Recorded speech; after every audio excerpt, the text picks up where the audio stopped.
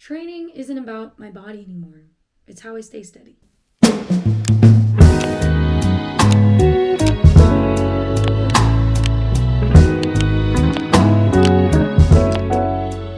For today's episode uno, first episode, woo woo.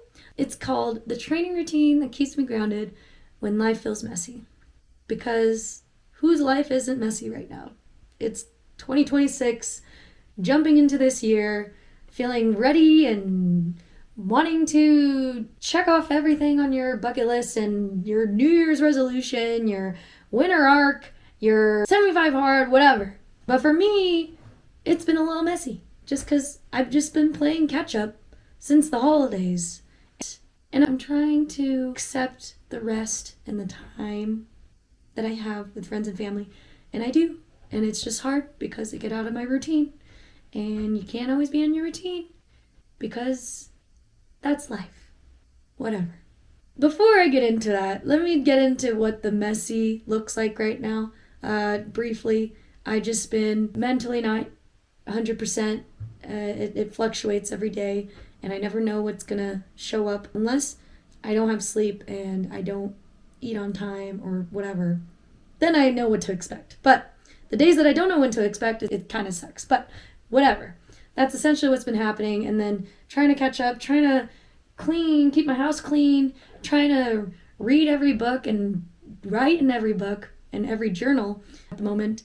I think because my ADHD is through the roof right now. But surely condensing all that and turning it into a much more simpler lifestyle. So that's where I'm at briefly. As for the training, so currently I'm training for a Hyrox in Miami that'll be happening in April, which is very soon, which is 3-ish months. Yes, 3-ish months. And I'm doing another Hyrox double with a friend. She wanted to do it, and I was like, sure, let's do it. So trying to do that. We haven't actually worked out together, so this will be interesting. Hopefully by the time the race comes, we actually have trained with each other. But this is what my current training split looks like. Boop, boop, boop. Mondays, Wednesdays, and Saturday or Sunday, depending, are my running days, essentially. I tend to do a interval run or a tempo run. And then I also like to do an easy run and a long run. Long runs, that's one of the messy parts. I have not been on top of that. So we're working on that. Supposed to do that this weekend when it's supposed to be 4 degrees out. Great for me. So yeah, I'm going to be cold as heck. So good luck. Hopefully I actually do it. Tuesday, Thursday, Sunday are my lifting days. Tuesday is going to be leg day. Thursday is an upper body. Sunday, normally full body. Have I been following this training program to a T? No. This week I have. Good job. But that I would like to bucket into the hard category because that's when I have the energy to do such things. When I don't have as much energy to do those things, I have a medium bucket. And my medium bucket only has a 1 full body workout day and a 1 day where I run. Either because I don't have the energy or I don't have the time, because life is wonderful. So my medium level of my training program is full body and a run. If I'm feeling up for it, I will do 2 full bodies and a run, because yay for me.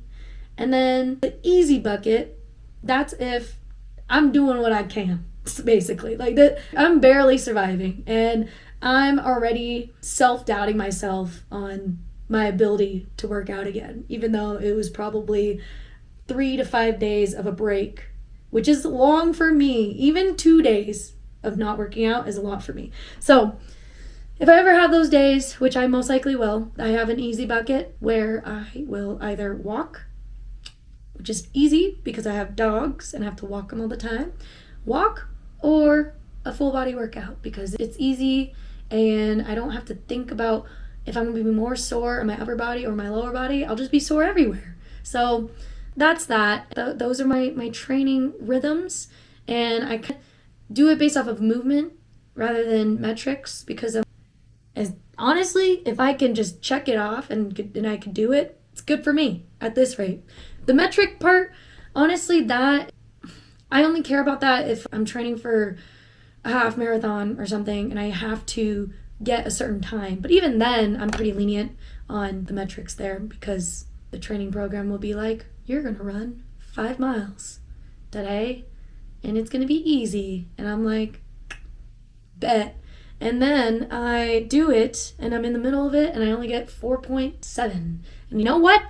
I was almost there anyways. So take that. So take what you can.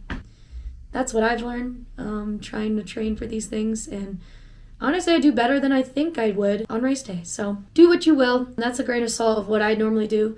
Obviously, you don't have to do what I do to a T, because this is curated for me, what I've experienced, and because I've experienced having knee surgery, because I've played soccer too many times. So this leads me to why consistency is better than intensity for me. Well, one, it relieves the perfectionist mindset of mine. Let it go and miss a day or two. I guess it's more of the anxiety of me after not working out for 2 days on extending that, and say I just don't work out for 2 weeks. So I think it helps with that too. I noticed that even if I just put in a little bit of time, because I have to be flexible with my schedule and just get any type of movement in, it's good enough for me. I'm learning that that's good enough, and it should be good enough, because most people can't do those things, whether you know it or not.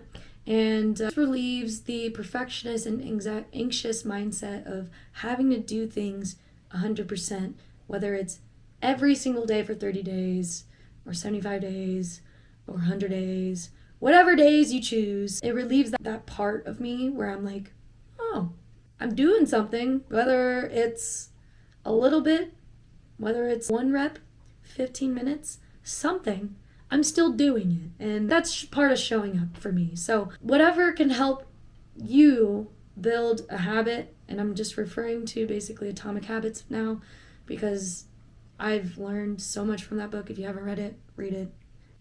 It really helps you build habits. It really shows how to create long-term habits, and that's kind of what I learned. So consistency is something that I'm trying to work with, because my body can handle only a certain amount, and I've learned to test that.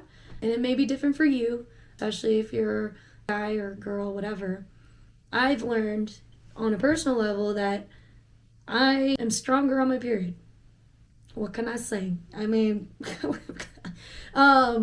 but I just so happen to, every time I'm on my period or about to start my period, I start a really big race or workout or event, and it ends up going really good. So I know that's my limit, and I know that can't be everyone's limits, but that's what I do. So that's what I'm learning. And if that's you, great job. Awesome. Twinsies. But essentially what I'm trying to say is I have to work with what I can handle. And say today, I was supposed to wake up early in the morning, didn't end up doing that to go work out. Maybe I'll work out in the evening because I have enough time. So just time and energy. You gotta move and be flexible with the time and energy that you have to an extent. Obviously, if you don't have the energy at all to do any of it, I want to change some things, and I'm not the person to tell you, but you might have to work that out. Going back to the Atomic Habits, is that small efforts lead to huge results. I've said this before in another video or another piece of content before. When I was getting back into working out, because I was getting out of surgery, I was recovering from surgery because I could barely walk, so knee surgery, I would go to the gym for 15 minutes, and then that's it. I'm out. I don't care if it took me 10 minutes to get ready in the locker room and then 5 minutes to do something. I don't care. I made it there, and that's literally half the battle for me, is just getting to the place to do the thing. So create those small efforts, and then you will get huge results. And if you put in more effort, you'll get even bigger results. So I don't have to do the math for you. You understand. That's another piece of why consistency is better than intensity. And this all ties together as to why these things help me stay grounded when I'm at work, when I'm out socially, when I'm spiritually in a group or just by myself.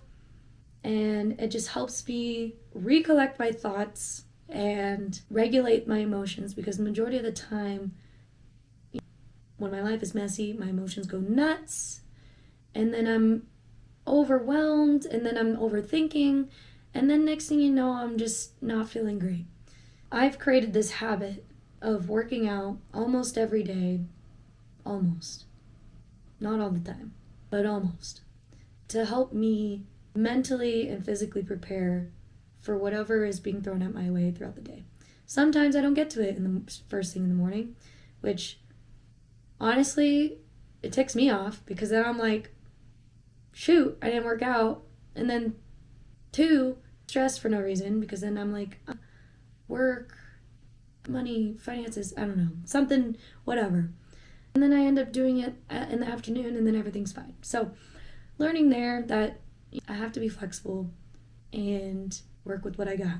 Because when I apply this training routine and continue it, and hopefully I continue it for as long as I can, it helps with my work, where I can help manage my stress, helps me socially, where I feel confident, and it just gives me this kind of confidence to my personality and my identity, that I do these cool things and things that I enjoy and things that people think are cool, which is nice. And then spiritually, I brought this up because I feel like spiritually it helps me in both ways. One, in being grounded in God, but it really helps me be grateful for the body that I have and the body that God has given me to use. And it shows me that I can be in touch with God with gratitude, but then also when I put in action and actually use my body for performance or whatever. And that's honestly why I do the things that I do, anything revolving around fitness. And if that doesn't convince you to get into fitness, then I don't know what will. I'm not saying you have to run a marathon or do an Ironman or do a High Rocks. I'm just saying get out there and go for a walk, because I don't know, it helped me, and I'm very grateful, because there was a few, if not like a handful times, where I've just did not feel great and couldn't do anything about it. And one other person that I know that understands that feeling is my husband. He knows that more than anything. I'm not going to get too deep into it, but he has recovered from a concussion and has had post-concussion syndromes. He's had post-concussion symptoms, and it's affected him throughout his whole life. And he wasn't able to work out. He wasn't able to do anything that he was able to do before. And I praise him for that, because he's still the most optimistic person I know. And I don't know how he does it without working out and letting out his anger or whatever. He's better at regulating his emotions than I am. But if you're the kind of person that's looking to train not just for your body, but to help you stay steady, please follow for more. This will be part of my Anchor series, and I will be talking about anything revolving around fitness, what I've been experiencing, and I thought that would be a fun series to start. I'm very new. I've only been working out for 5 years, on and off, because of knee surgeries. But please like and subscribe, and I'm glad you're here, and hope to see you in the next episode. Cool. Thanks. Bye.